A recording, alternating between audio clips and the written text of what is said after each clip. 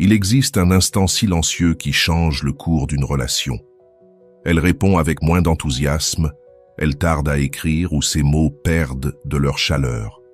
Cette petite fissure réveille en toi un système émotionnel profond, une alarme ancestrale qui déclenche l'urgence. Et depuis ce lieu instinctif, tu agis.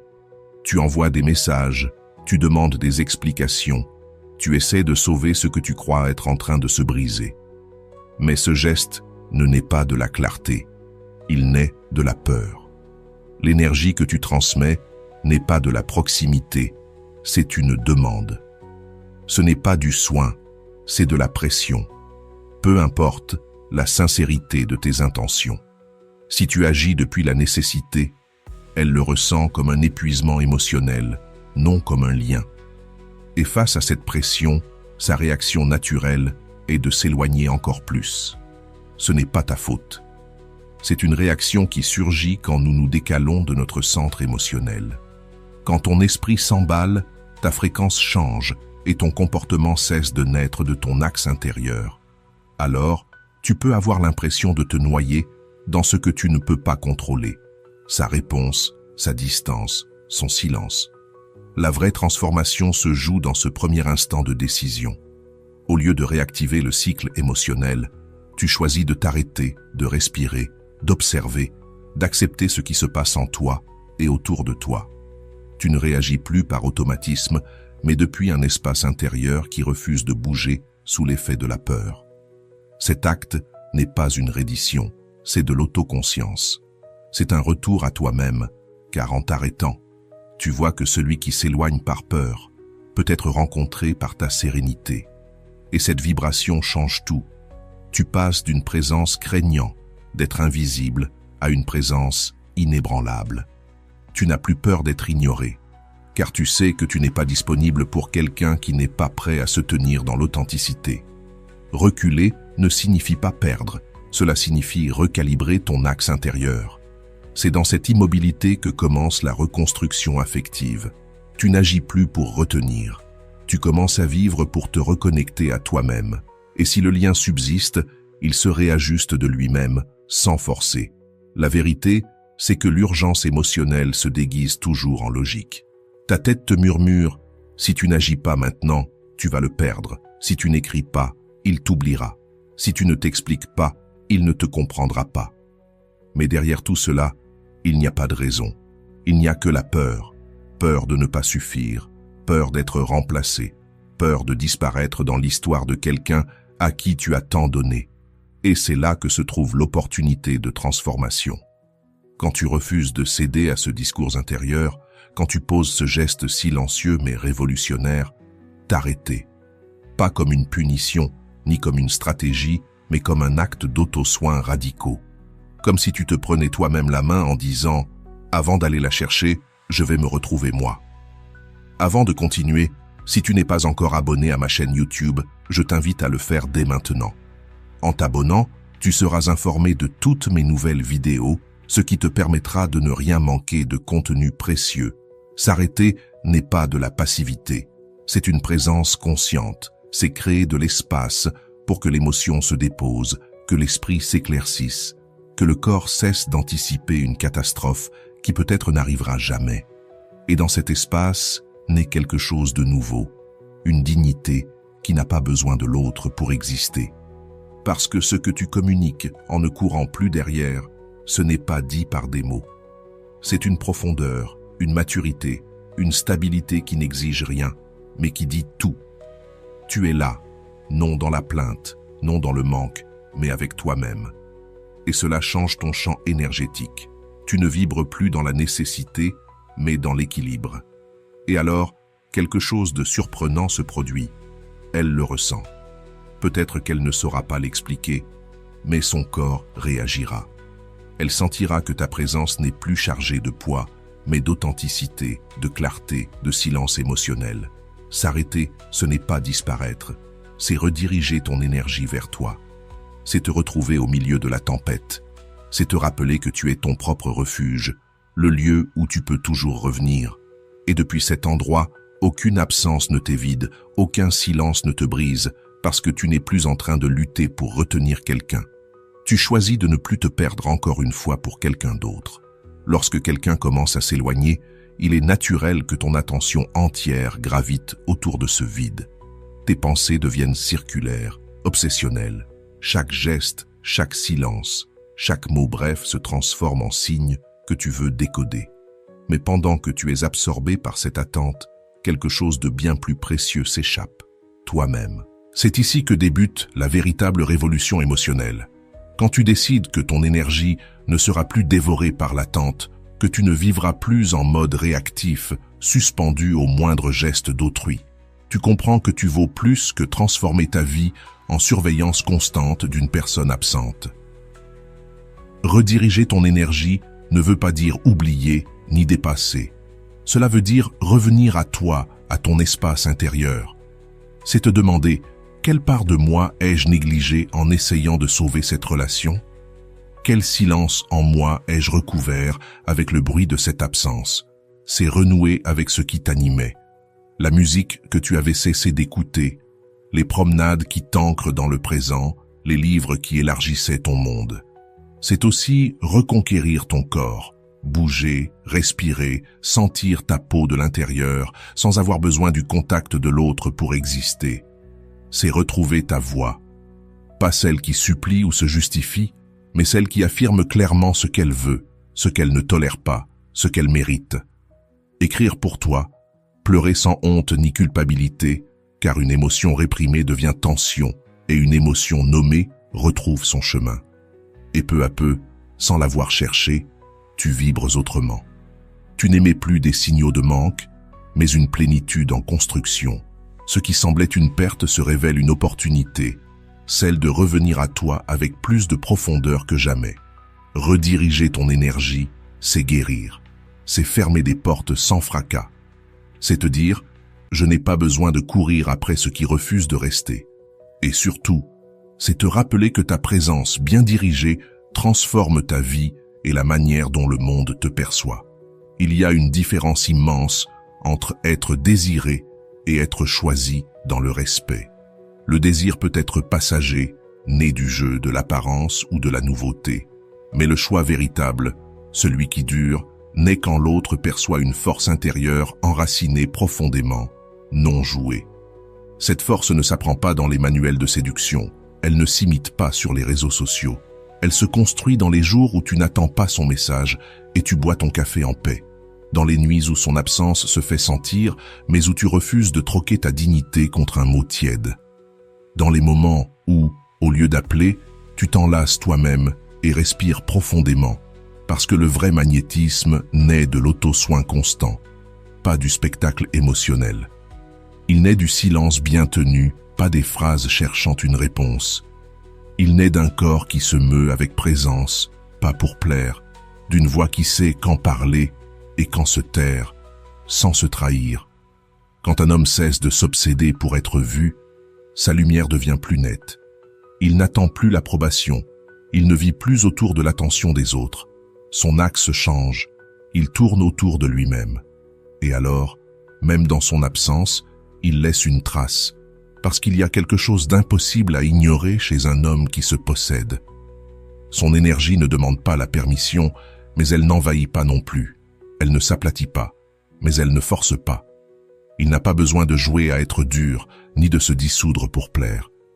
Il est simplement lui, entier, clair, serein. Et cela, bien que simple, est d'une rareté profonde. Les femmes émotionnellement disponibles sentent cette énergie comme un baume. Il ne crie pas « Regardez-moi ».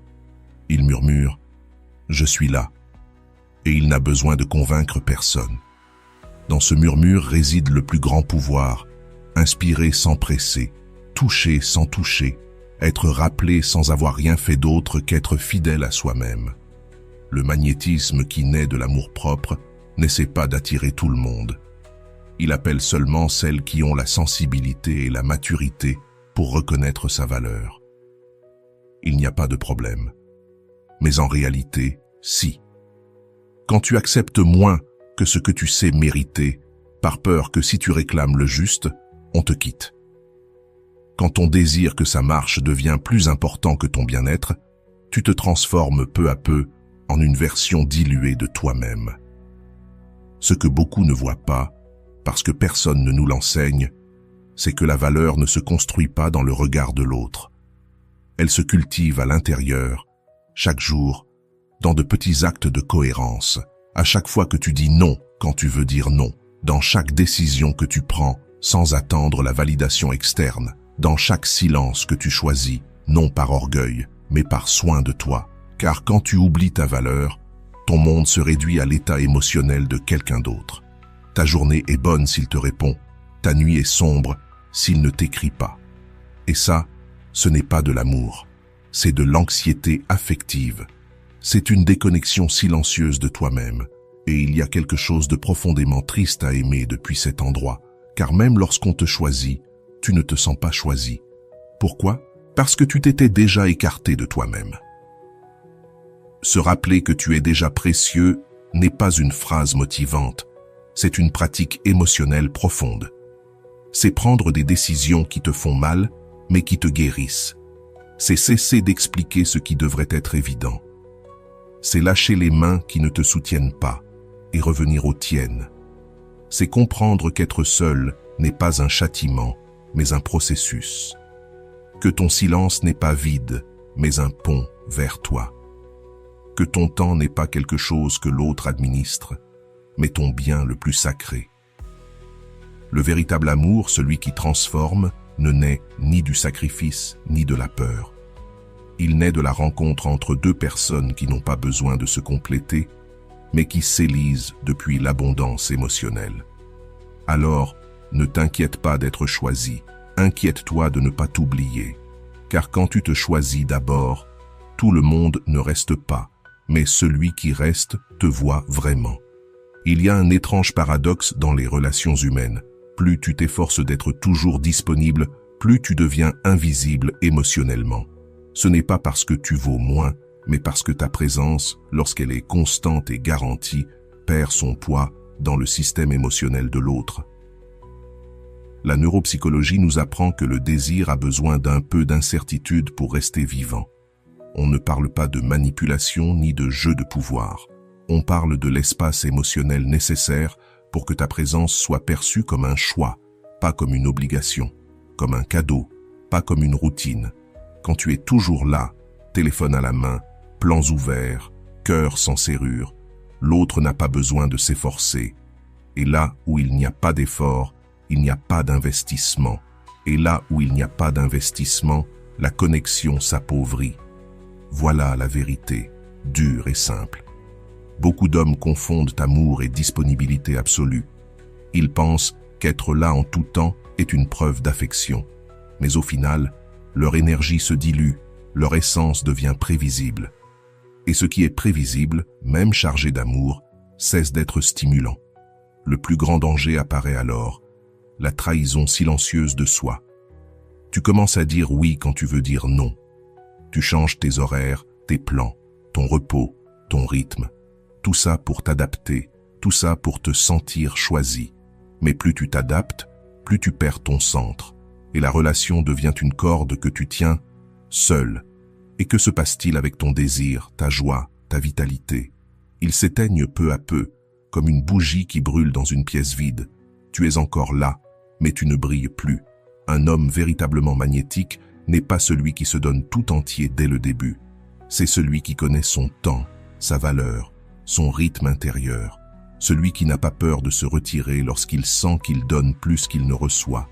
Celui qui sait que son énergie n'est pas au service de n'importe qui, car son amour ne se mendie pas, il se respecte. Alors, la prochaine fois que tu sentiras l'impulsion d'être toujours disponible, demande-toi, est-ce que je m'approche par amour ou par peur qu'elle parte? Si la réponse est la peur, arrête-toi, respire, rappelle-toi qui tu es. Car un homme qui se respecte n'est jamais de trop. Il est là où l'amour le soigne et le choisit sans qu'il ait à s'oublier. Il y a des amours qui élèvent et d'autres qui consument. La différence ne tient pas toujours à ce que l'autre fait, mais à la manière dont tu le vis de l'intérieur.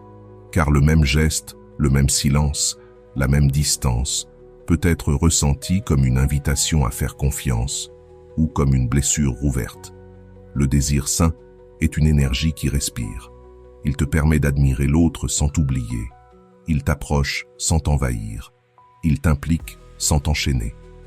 C'est une attraction qui naît de la reconnaissance mutuelle, où chacun est protagoniste de son histoire et où personne ne doit se réduire pour que l'autre brille. Dans cet état, il y a équilibre entre donner et recevoir. Tu n'attends pas de message pour valider ta journée. Tu ne fais pas de plan en fonction de l'humeur de l'autre. Ta vie continue de couler avec elle ou sans elle, parce que le lien n'est pas une béquille, mais un accompagnement. Le désir sain renforce ce que tu es déjà. Il ne remplace pas ce qui te manque. L'attachement toxique, lui, est autre chose. Il s'installe sans demander la permission. Au début, il ressemble à de la tendresse, de l'intensité, de la passion. Mais peu à peu, tu découvres que tu ne choisis plus, tu réagis. Que tu ne décides plus, tu t'adaptes. Que tu n'es plus avec toi, tu es entièrement en elle. Et alors, tout devient fragile. Un retard de réponse te bouleverse. Un « je suis occupé » te plonge dans l'anxiété. Ton estime de toi commence à dépendre du reflet de ses yeux. Et à ce moment-là, tu as cessé d'être toi. Le plus complexe dans l'attachement toxique, c'est qu'il ne se voit pas toujours comme quelque chose de nocif. Parfois, il se déguise en amour profond, en connexion intense.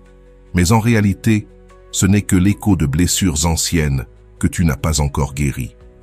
C'est la peur de ne pas être suffisant. C'est ce vide qui te pousse à courir derrière quelqu'un qui n'est pas prêt à te soutenir. La liberté émotionnelle ne signifie pas ne plus ressentir. Elle signifie ressentir sans te perdre. C'est reconnaître que tu as de la peine, que tu désires, que tu souffres, et malgré tout, choisir le silence quand ce silence te protège. C'est comprendre que ta paix ne peut dépendre de quelqu'un qui ne sait même pas protéger la sienne. Un homme qui comprend cela n'a pas besoin de claquer des portes ni de disparaître dans le drame.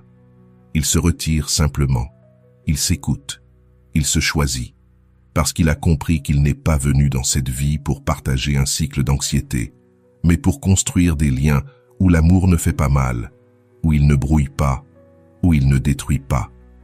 Et quand il fait cela, son énergie change. Il n'essaie plus de convaincre. Il n'a plus besoin de s'expliquer. Il n'a plus à supplier une attention. Il devient une présence sereine. Un homme qui est là, mais pas à n'importe quel prix. Pendant longtemps, tu as cru que l'urgence était qu'elle revienne, qu'elle t'écrive, qu'elle explique, qu'elle corrige son silence ou sa distance. Tu pensais que si elle revenait, tu pourrais respirer, que si elle te choisissait de nouveau, tout aurait un sens. Mais la vérité émotionnelle est autre. Il n'a jamais été question d'elle. Il a toujours été question de toi. Ce qui compte, ce n'est pas qu'elle revienne, c'est que toi, tu reviennes à toi. Parce que c'est toi qui t'étais abandonné, pas consciemment, pas par faiblesse, mais par amour mal compris. Tu as cru qu'aimer signifiait donner plus, t'adapter à ses vides, devenir infatigable. Mais en chemin, tu t'es perdu. Tu as cessé de suivre ton rythme, tes envies, tes propres signaux. Tu as commencé à graviter autour d'elle et tu t'es effacé. Tu as cessé de lire, de voir tes amis, de rire sans regarder ton téléphone. Ton esprit s'est rempli de son nom. Tes émotions se sont attachées à son imprévisibilité. Et le plus douloureux, tu as commencé à mesurer ta valeur à l'aune de son attention. Mais maintenant, tu le sais, le vide que tu ressentais ne venait pas seulement de son absence, il venait surtout de la tienne, parce que tu t'étais oublié, parce que tu t'étais repoussé à plus tard, parce que tu avais cru qu'à force d'efforts, tu serais choisi. Et ça, jamais, ne devrait être négociable. Quand un homme revient à lui, il le fait en silence, pas de feu d'artifice, de petites décisions puissantes, poser des limites, éteindre son téléphone à temps, dormir tranquille, dire non sans culpabilité, manger ce qu'il aime sans attendre un message, retrouver ses espaces, ses rituels, son temps. Ce n'est pas une vengeance, ce n'est pas une punition, c'est un retour. Et c'est dans ce retour que la vraie magie opère. Parce qu'en revenant à toi, tu cesses de chercher dehors avec désespoir. Tu n'as plus besoin d'être confirmé, interprété ou applaudi, parce qu'en t'habitant de nouveau, tu retrouves ce qu'elle n'a jamais pu t'offrir, ton centre. Dès lors, la perspective change. Il ne s'agit plus de savoir si elle revient. Il s'agit de savoir si toi, dans cette nouvelle version de toi-même, tu choisis encore qu'elle reste dans ta vie, telle que tu es maintenant, plus conscient, plus calme, plus fort. Et si cela n'a pas de place, ce n'est pas grave non plus, car tu as appris à revenir à toi-même, et cela est déjà une victoire. Il existe une histoire silencieuse, mais puissante, que beaucoup d'hommes portent depuis l'enfance, l'idée qu'ils doivent faire des efforts, presque héroïques, pour être aimés. Comme si l'amour devait se mériter par une patience infinie, une disponibilité constante, une bonté sans limite. Comme si, seulement en étant suffisamment bon, suffisamment compréhensif, suffisamment tout, quelqu'un finirait par les choisir, et qu'en étant choisi, il se sentirait enfin complet. Mais cette histoire, même si elle est répétée, est fausse. Non seulement fausse, mais dangereuse, car elle t'éloigne de toi-même. Elle t'apprend à toujours chercher dehors, à dépendre de la validation des autres, à ajuster ton essence pour rentrer dans des moules qui ne sont pas les tiens, et ainsi, peu à peu, tu te perds. La vérité émotionnelle, bien que douloureuse au départ, est libératrice. Tu n'es pas ici pour être choisi. Tu es ici pour te rappeler encore et encore que tu as déjà de la valeur. Pas pour ce que tu donnes, pas pour ce que tu supportes, pas pour ce que tu fais pour les autres, pas pour ton corps, ni pour ton histoire de douleur. Tu as de la valeur parce que tu existes, parce que tu ressens, parce que tu penses, parce que tu respires. En toi, il y a une force qui continue de vivre, même quand tu as été brisé. C'est cette force qui mérite ton attention, tes soins, ta fidélité. Et quand un homme se connecte à cette vérité, tout change. Son langage corporel change, son regard change. Il n'attend plus qu'on le confirme. Il n'a plus besoin de mériter l'amour. Il ne se force plus à rester là où son âme n'a pas d'espace. Alors, il prend des décisions différentes. Il commence à choisir à partir du respect, non du manque, de la clarté et non de l'urgence. Il arrête de courir derrière des affections tièdes. Il cesse de normaliser ce qui le blesse. Il ne demande plus des miettes en espérant qu'un jour elles se transforment en un banquet émotionnel. Et le plus beau, c'est qu'il commence à se parler autrement. Il ne se reproche plus d'avoir trop aimé. Il ne se juge plus d'avoir donné ce que personne n'avait demandé. Il comprend qu'il l'a fait depuis la version de lui qu'il était à ce moment-là, et il se pardonne. Et en se pardonnant, il se retrouve. Car il n'y a pas de force plus puissante qu'un homme qui se souvient de qui il est, qui arrête d'attendre qu'on le choisisse et qui se choisit lui-même chaque jour, qui se lève sans rancune, avec fermeté, qui se regarde dans le miroir, non pas pour chercher ses défauts, mais pour reconnaître ses cicatrices qui ne font plus mal comme avant. Un tel homme n'a plus besoin de convaincre qui que ce soit. Sa simple présence est déjà une déclaration de dignité, parce qu'il a appris que celui qui ne le voit pas ne le mérite pas, et que celui qui ne le valorise pas n'est pas digne de son énergie. Se rappeler de ta valeur n'est pas de l'égoïsme, c'est de la justice émotionnelle. C'est la base de tout amour qui ne te détruit pas. On parle beaucoup de l'art d'aimer, mais trop peu de l'art de se soutenir soi-même, de ne pas se perdre en essayant d'aimer l'autre, de ne pas se vider au nom du don, de ne pas tout donner avant de savoir si l'autre a les mains propres pour recevoir. Dans le cœur de nombreux hommes existe une blessure silencieuse, croire qu'ils ne seront valorisés que s'ils sont toujours présents, toujours disponibles, toujours prêts. Comme si dire non était synonyme d'égoïsme. Comme si avoir une vie propre mettait en danger l'affection de l'autre. Mais la vérité est que la surdisponibilité n'attire pas, elle éloigne. Pas par malveillance, mais parce qu'elle efface les limites. Et là où il n'y a pas de contour, il n'y a pas de forme. Quand tout est accessible sans effort, on n'en saisit plus la profondeur. Ta présence, aussi belle soit-elle, a besoin d'espace pour respirer, pour être manquée, pour être cherchée, et pas seulement trouvée. Car ce qui est disponible en permanence cesse d'être vu, perd son impact, devient un bruit de fond. Et au-delà de la perception des autres, il y a la tienne. Chaque fois que tu te repousses, quelque chose en toi se dérègle. Chaque fois que tu donnes la priorité à quelqu'un qui ne fait pas la même chose pour toi, ta boussole émotionnelle perd son or. Pas parce que tu n'es pas capable d'aimer, mais parce qu'aimer sans réciprocité te fait tourner en rond. Tu n'as pas été fait pour rester en pause en attendant que l'autre t'élise. Tu as été fait pour créer, pour vivre. Savoir choisir, c'est aussi savoir dire « Aujourd'hui, je ne suis pas disponible ». Pas parce que tu joues, pas parce que tu veux provoquer, mais parce que tu es occupé avec ta vie, ta paix et ton bien-être. L'homme qui sait habiter son temps, qui ne se précipite pas face au silence de l'autre, qui peut dire « pas maintenant » sans craindre de perdre, envoie un message puissant au monde. Je n'ai pas besoin d'être validé pour savoir ce que je vaux. Et ce message silencieux mais profond est irrésistiblement attirant. Il y a une immense différence entre être disponible et être présent. Un homme présent, quand il choisit d'être là, se donne totalement. Mais il sait aussi partir sans drame lorsqu'il ne se sent pas vu. Il sait préserver son énergie face à l'indifférence. Il comprend que sa valeur n'augmente pas en étant toujours là, mais en sachant quand il est temps de se protéger.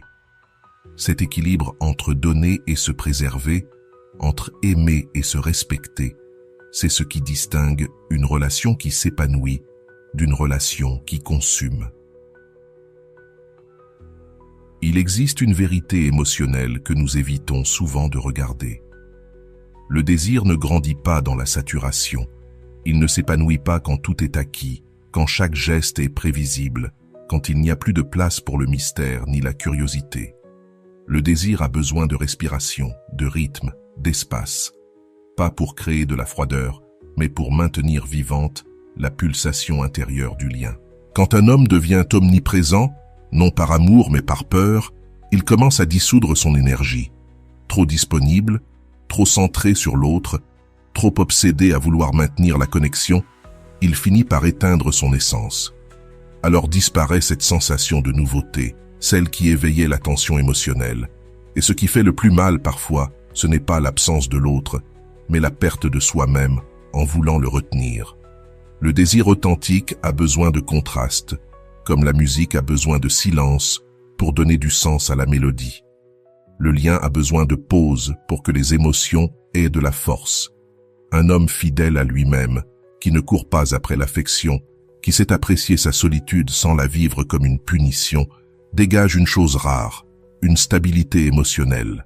Et cette stabilité n'est pas de la froideur, ni de l'indifférence. C'est une forme de présence tranquille qui, paradoxalement, se fait sentir même dans l'absence, parce qu'elle laisse une empreinte, parce qu'elle se rappelle sans effort, parce qu'elle vibre sur une fréquence différente, celle de quelqu'un qui ne désespère pas de plaire, mais qui charme malgré lui par sa sérénité. Les femmes émotionnellement conscientes le ressentent. Elles ne mettent pas toujours de mots dessus, mais elles le perçoivent. Un homme en équilibre ne génère pas de culpabilité. Il ne met pas de pression, il n'exige pas. Mais il ne se sacrifie pas non plus pour plaire. Il est là. Et s'il est là, c'est parce qu'il l'a choisi. Pas parce qu'il n'a pas d'option, pas parce qu'il a besoin, mais parce que sa présence est une décision, pas une supplique. Cette énergie change la dynamique. La femme ne se sent plus propriétaire. Elle se sent invitée. Et ce glissement subtil redéfinit entièrement le lien. Alors, si aujourd'hui tu attends que quelqu'un revienne, respire. Mais pas depuis l'anxiété, depuis la dignité. Demande-toi, est-ce que j'attends vraiment quelqu'un ou est-ce que je suis en train de m'oublier? Parce que lorsque tu reviens à toi, lorsque tu te reconnectes à ce que tu aimes, lorsque tu récupères ton rythme, ton temps, ta voix, quelque chose de profond s'aligne. Ton énergie change, ton regard s'éclaircit et ta vie cesse de tourner autour d'une absence pour commencer à s'étendre depuis ta propre présence. Et si quelqu'un revient, ce sera parce qu'il a lui aussi fait son travail intérieur, parce qu'il te reconnaît, pas parce qu'il te réclame, parce qu'il te valorise, pas parce qu'il te croit acquis. Et s'il ne revient pas, ce n'est pas grave, car toi, tu es déjà revenu à toi. La plupart des hommes, un jour, ont trop essayé. Ils ont donné plus qu'ils n'avaient. Ils ont voulu être suffisants pour quelqu'un qui n'a pas su voir leur lumière. Ils se sont tus, adaptés, effacés, tout ça au nom d'un amour qui semblaient se dissoudre entre leurs doigts. Mais il existe un instant intime, silencieux, profondément révélateur, où tout change. C'est le moment où tu cesses de chercher à l'extérieur les réponses et où tu commences à revenir vers toi. Tu retournes à tes silences, à tes passions oubliées, à ton centre. Tu redeviens l'homme que tu étais, avant que la peur ne t'ait convaincu que tu devais être un autre. Et là, sans drame, sans stratégie, sans urgence, il se passe ce que beaucoup appellent de la magie. Mais ce n'est rien d'autre que de la présence, de l'authenticité, cette force tranquille qui jaillit quand tu te choisis toi-même sans demander la permission. Car l'amour le plus transformateur n'est pas celui qui vient de l'autre, mais celui qui naît quand, même au milieu de l'abandon ou de l'attente, tu refuses de t'abandonner toi-même. Et peut-être que, depuis cet espace, sans attente ni artifice, tu finiras par toucher l'âme de quelqu'un, pas parce que tu l'auras cherché, mais parce que ton énergie aura cessé de supplier pour commencer à rayonner. Et tout ce qui rayonne depuis la vérité demeure. Si ce message t'a parlé, partage-le avec un ami, une amie ou un proche qui a besoin de l'entendre aujourd'hui.